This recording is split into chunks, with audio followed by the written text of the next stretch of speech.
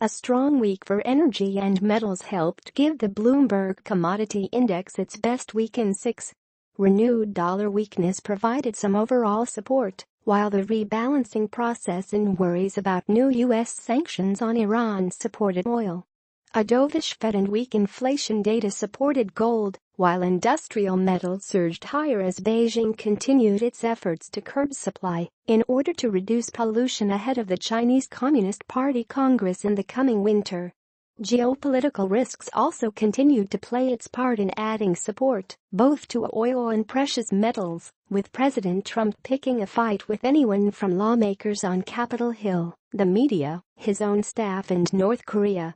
Most immediate, however, was the mentioned prospect of Trump in a speech on Friday potentially refusing to certify Iran's compliance with the nuclear deal.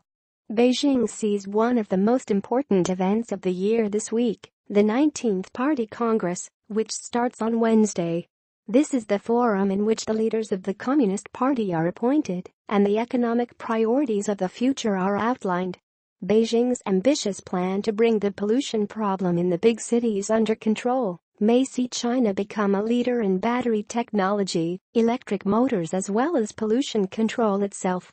Ambitious future targets for electrical vehicle production have, together with production curbs, supported the recent rally among industrial commodities, not least copper, electrical wiring, nickel, batteries, and aluminium, lighter cars.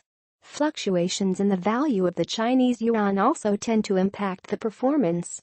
The grain sector was flat with soybeans hitting a 2.5-month high after the U.S. government monthly supply and demand reports lowered yield and production estimates. Similar data for corn and wheat were less supportive, but both managed to recover from at or near contract lows. This came as hedge funds stepped in, covering short positions in the belief that prices have gone far enough at this stage. Hedge funds positioning in the week to October 3 showed a net short in wheat and corn and a net long in soybeans. Positioning in all three crops, however, remained below the longer-term average given the abundance of supply. However, despite seeing a new contract low, the corn net short at 143,201 lots was only 69% of the one-year peak, a potential indication of fading selling appetite. A weaker dollar and lower bond yields have once again came to gold's rescue. After hitting and holding a key technical support level the previous week, it even managed to create a bullish hammer formation on the weekly chart. President Trump's disapproval rating is once again on the rise as he continues to pick fights with lawmakers on Capitol Hill, while raising the stakes with regards to both North Korea, military, and Iran sanctions.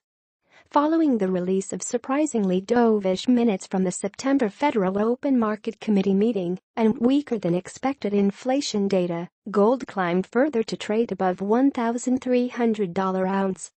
The Fed put out a rather sober inflation outlook as they tried to find answers to why a tight labor market had yet to stoke any pressure on prices. The conclusion from those minutes is that the Fed is not in any hurry to up its measured pace of rate hikes. The market is currently assigned a 73% chance of the next hike being announced on December 13. Paper investments through exchange-traded funds have remained robust throughout the recent correction. Hedge funds, however, have reduced bullish futures bets by 30% during the past 3 weeks, thereby reducing the risk of additional market pressure from long liquidation.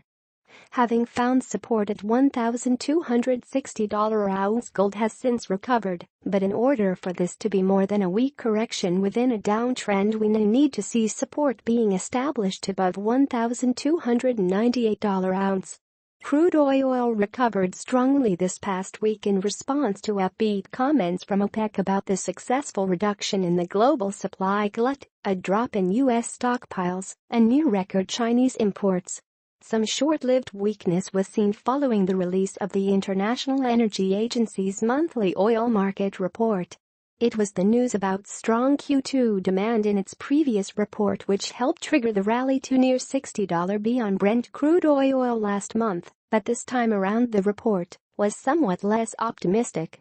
The IEA now sees a risk of the global inventory decline coming to a halt in 2018 in response to strong non-OPEC production growth.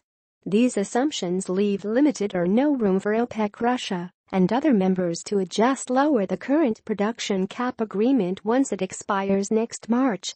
The IEA sees non-OPEC production rising by 1.5 MMBD in 2018, slightly more than its global demand growth forecast of 1.4 MMBD.